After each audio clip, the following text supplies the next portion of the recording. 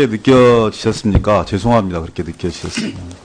그런데 국정감사 파행에 대해서 아무런 일 없이 그냥 질의로 들어간다고 하는 것이 과연 우리가 국민들한테 할 도리인가라는 그런 문제의식이 들었고 그런 차원에서 몇 말씀 올렸습니다. 강석진은 오해하시죠. 저 역시 국정감사가 정상적으로 진행되었으면 좋겠습니다. 저는 적어도 이 문제에 대해서 상복을 입으셨든 아니면 피켓을 들었든 간에 그건 공당의 자유로운 의사 표현이라고 하시니까 그건 양해를 하겠지만 적어도 야당을 대표해서 간사님께서는 저희들한테 무슨 막 의견 표현을 주라는 것이 아니라 이런 사태가 일어난 것에 대해서 그리고 국정감사를 정상적으로 진행하지 못한 부분들에 대해서 국민들께 정중하게 의견을 주시는 것은 저는 정치하는 사람의 도리라는 그런 생각에서 어린 사람 입장에서 몇 말씀 드렸습니다. 그건 잘 판단해 주시기 바랍니다. PPT 좀 띄워주십시오. 장관님 화면이 좀 보이십니까? 네, 보입니다. 보이세요? 눈이 정말 좋으시네요. 네. 여기서 잘 안 바로 앞에 보이는데. 있습니다. 예, 쪼크였습니다. 네. 치매 걱정 없는 나라를 만들겠습니다. 그리고 치매 등급 기준 완화로 치매 장기 요양보험 적용 확대하겠습니다. 이렇게 의견을 주셨어요. 국공립 치매 요양시설 확대하겠다라는 말씀도 주셨습니다. 다음 페이지입니다. 미래 양성 바우처 가로 열고 아동수당을 신설하고 가정양육수당을 2배 인상하겠습니다. 이런 의견도 주셨습니다. 그래서 기존의 가정양육수당은 2배 인상하고 초중등생들을 위해서 아동수당을 도입하겠다. 이런 의견 주셨어요. 다음 페이지입니다. 예비급여 제도를 단계적으로 도입하여 의료비 부담을 확 줄이겠습니다. 이렇게 말씀 주셨습니다. 예비급여 단계적 도입으로 본인 부담률 낮추고 보험 적용 범위 확대 이런 말씀을 주신 거죠. 장관님 어느 당의 공약인지 잘 아시겠어요? 이 공약 사항입니까? 예, 공약 사안입니다. 제가 뭐 각 당의 정당의 그 공약을 다 보진 않았는데 혹시 민주당 공약하고 아주 유사한데 보건과 복지의 영역이 그렇게 크게 차이가 없어요. 그래서 이건 자유한국당 의원님들께서 홍준표 후보가 자유한국당 의원님들이 견해를 취합해서 그리고 여기 앉아 계신 보건복지위원 의원님들의 의견들을 취합해서 내건 자유한국당의 대선 공약이었습니다. 대한민국을 다시 일으키는 힘 이런 공약집에 나와 있는 내용이기도 하는 것이죠. 그래서 제가 말씀드리고자 하는 부분들은 본질적으로 자유한국당이나 아니면 더불어민주당이나 보건과 복지의 영역에 있어서 가고자 하는 방향성이 크게 다르지 않다. 이런 부분을 먼저 확인드리려고 드리는 말씀입니다. 강론에서는 약간씩의 차이가 있습니다. 예를 들어서 대상을 어떻게 할 것인지, 집중도를 어떻게 할 것인지, 범위를 어떻게 할 것인지 이런 부분들에 대해서는 약간의 차이는 있지만 그 차이가 저는 큰 대본질을 흘릴 수 있는 정도의 차이는 아니다. 이렇게 생각합니다. 장관님께도 그렇게 생각하시나요? 예, 뭐 우리나라 복지 정책에 대해서는 그렇게 다르진 않습니다. 조금의 그 속도 차이, 범위의 차이 정도이지 방향성은 다 비슷하다고 저는 생각을 하고 있습니다. 그래서 저는 이러저러한 견해 차이가 있음에도 불구하고 건강보험 보장성 강화라든지 아동수당 도입이라든지 기초연금의 확대라든지 이런 부분들은 확고하게 이제 우리나라가 복지국가로 가야 되는 것이다 라는 것에 대한 국민적 합의인 것이고 그 국민적 합의를 정치권이 대선을 통해서 서로 확인한 것이다 이렇게 생각합니다. 그래서 큰 방향에 합의했으면 이제 그 방향을 좀 더 충실하게 과정을 밟고 소통을 잘해서 현실화시켜내는 것들이 우리의 당면한 과제이고 목표다 이런 말씀을 드리고요. 다만 진행 과정에서 야당 의원님들 많은 말씀 주셨고 그리고 건보공단 이사장님도 주셨지만 재정 추계 이런 부분들이 좀 잘 세밀하게 되었으면 좋겠다라는 의견을 주셨어요. 재원대책도 몇몇 부분은 좀 더 보강되었으면 좋겠다 이런 의견도 주셨습니다. 그래서 다음 PPT 보시죠. 많은 분들이 고민하시고 있는 내용이기도 하고 상식적인 내용이기도 합니다. 그래서 건강보험 보장성 강화를 위해서 재원 마련은 어떻게 할 것이냐. 제가 누차 말씀드렸던 내용이기도 한데 구체적인 수치로 한 번만 확인을 해볼게요.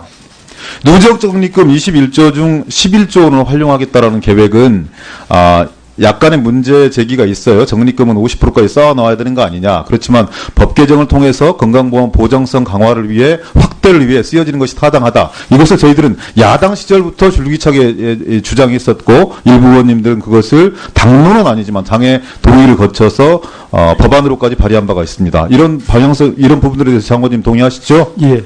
그리고 현행 지금 정부 지원 비율이 한 13.6% 수준으로 유지가 되고 있습니다.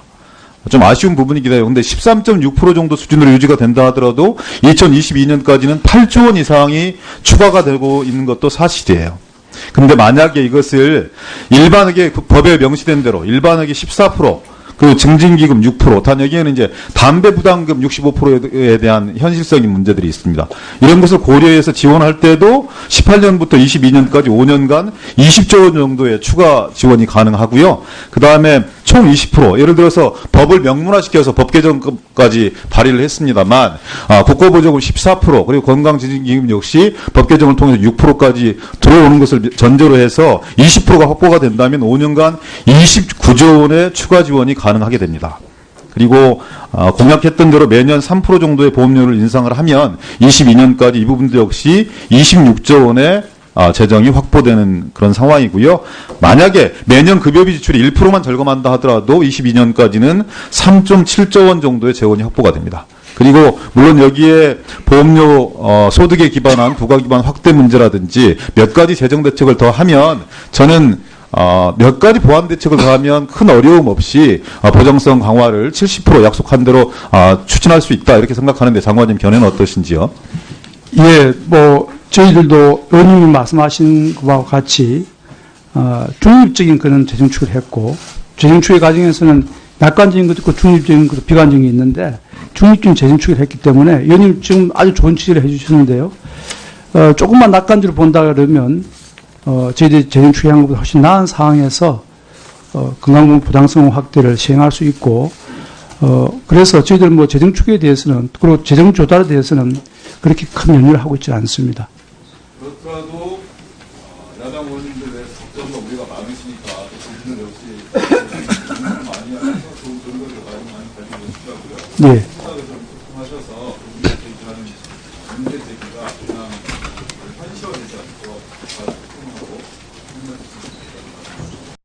느껴지셨습니까? 죄송합니다. 그렇게 느껴지셨습니다. 그런데 국정감사 파행에 대해서 아무런 일 없이 그냥 질의로 들어간다고 하는 것이 과연 우리가 국민들한테 할 도리인가라는 그런 문제의식이 들었고 그런 차원에서 몇 말씀 올렸습니다. 강석진은 오해하시죠. 저 역시 국정감사가 정상적으로 진행되었으면 좋겠습니다. 저는 적어도 이 문제에 대해서 상복을 입으셨든 아니면 피켓을 들었든 간에 그건 공당의 자유로운 의사 표현이라고 하시니까 그건 양해를 하겠지만 적어도 야당을 대표해서 간사님께서는 저희들한테 무슨 의견 표현을 주라는 것이 아니라 이런 사태가 일어난 것에 대해서 그리고 국정감사를 정상적으로 진행하지 못한 부분들에 대해서 국민들께 정중하게 의견을 주시는 것은 저는 정치하는 사람의 도리라는 그런 생각에서 어린 사람 입장에서 몇 말씀 드렸습니다. 그건 잘 판단해 주시기 바랍니다. PPT 좀 띄워주십시오. 장관님 화면이 좀 보이십니까? 네, 보입니다. 보이세요. 눈이 정말 좋으시네요. 손 여기서 잘 안 보이는데. 예. 쪼크였습니다. 네. 치매 걱정 없는 나라를 만들겠습니다. 그리고 치매 등급 기준 완화로 치매 장기 요양보험 적용 확대하겠습니다. 이렇게 의견을 주셨어요. 국공립 치매 요양시설 확대하겠다라는 말씀도 주셨습니다. 다음 페이지입니다. 미래 양성 바우처 가로 열고 아동수당을 신설하고 가정양육수당을 2배 인상하겠습니다. 이런 의견도 주셨습니다. 그래서 기존의 가정양육수당은 2배 인상하고 초중등생들을 위해서 아동수당을 도입하겠다. 이런 의견 주셨어요. 다음 페이지입니다. 예비급여 제도를 단계적으로 도입하여 의료비 부담을 확 줄이겠습니다. 이렇게 말씀 주셨습니다. 예비급여 단계적 도입으로 본인 부담률 낮추고 보험 적용 범위 확대 이런 말씀을 주신 거죠. 장관님 어느 당의 공약인지 잘 아시겠어요? 이 공약 사항입니까? 있지만 그 차이가 저는 큰 대본질을 흘릴 수 있는 정도의 차이는 아니다 이렇게 생각합니다. 장관님께도 그렇게 생각하시나요? 예, 뭐 우리나라 복지 정책에 대해서는 그렇게 다르진 않습니다. 조금의 그 속도 차이, 범위의 차이 정도이지 방향성은 다 비슷하다고 저는 생각하고 있습니다. 그래서 저는 이러저러한 견해 차이가 있음에도 불구하고 건강보험 보장성 강화라든지 아동수당 도입이라든지 기초연금의 확대라든지 이런 부분들은 확고하게 이제 우리나라가 복지국가로 가야 되는 것이다라는 것에 대한 국민적 합의인 것이고 그 국민적 합의를 정치권이 대선을 통해서 서로 확인한 것이다 이렇게 생각합니다. 그래서 큰 방향에 합의했으면 이제 그 방향을 좀 더 충실하게 과정을 밟고 소통을 잘해서 현실화시켜내는 것들이 우리의 당면한 과제이고 목표다 이런 말씀을 드리고요. 다만 진행 과정에서 야당 의원님들 많은 말씀 주셨고 그리고 건보공단 이사장님도 주셨지만 재정 추계 이런 부분들이 좀 잘 세밀하게 되었으면 좋겠다라는 의견을 주셨어요. 재원 대책도 몇몇 부분은 좀 더 보강되었으면 좋겠다 이런 의견도 주셨습니다. 그래서 다음 PPT 보시죠. 많은 분들이 고민하시고 있는 내용이기도 하고 상식적인 내용이기도 합니다. 그래서 건강보험 보장성 강화를 위해서 재원 마련은 어떻게 할 것이냐. 제가 누차 말씀드렸던 내용이기도 한데 구체적인 수치로 한 번만 확인을 해볼게요. 누적 적립금 21조 중 11조 원을 활용하겠다라는 계획은 약간의 문제 제기가 있어요. 적립금은 50%까지 쌓아 나와야 되는 거 아니냐. 그렇지만 법 개정을 통해서 건강보험 보장성 강화를 위해 확대를 위해 쓰여지는 것이 타당하다. 이것을 저희들은 야당 시절부터 줄기차게 주장했었고 일부 의원님들은 그것을 당론은 아니지만 당의 동의를 거쳐서 법안으로까지 발의한 바가 있습니다. 이런 방향성 이런 부분들에 대해서 장관님 동의하시죠? 예. 그리고 현행 지금 정부 지원 비율이 한 13.6% 수준으로 유지가 되고 있습니다.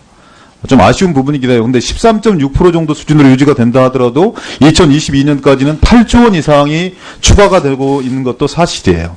근데 만약에 이것을 일반하게 법에 명시된 대로 공약 사안입니다. 제가 뭐 각 당의 정당의 그 공약을 다 보진 않았는데 혹시 민주당 공약하고 아주 유사한데 보건과 복지의 영역이 그렇게 크게 차이가 없어요. 그래서 이건 자유한국당 의원님들께서 홍준표 후보가 자유한국당 의원님들이 견해를 취합해서 그리고 여기 앉아 계신 보건복지위원 의원님들의 의견들을 취합해서 내건 자유한국당의 대선 공약이었습니다. 대한민국을 다시 일으키는 힘 이런 공약집에 나와 있는 내용이기도 하는 것이죠. 그래서 제가 말씀드리고자 하는 부분들은 본질적으로 자유한국당이나 아니면 더불어민주당이나 보건과 복지의 영역에 있어서 가고자 하는 방향성이 크게 다르지 않다. 이런 부분을 먼저 확인드리려고 드리는 말씀입니다. 강론에서는 약간씩의 차이가 있습니다.